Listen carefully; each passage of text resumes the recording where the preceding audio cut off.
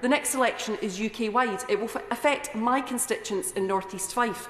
Hundreds of thousands of people risk being turned away at the next election at a cost to the taxpayer of £120 million over the next decade. All of that to combat levels of voter fraud, which at the last election stood at 6 cases. Talk about losing a sledgehammer to crack a nut.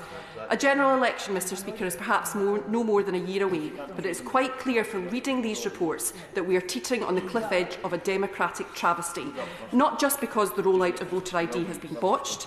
Many of us believe it should never have been implemented in the first place, but because of the Government's apparent refusal to listen to the concerns of members of the public and members of this House. That was what they did in the run-up to the local elections, when take-up of the voter authority certificates was pitiful and local authorities were warning that they were unprepared.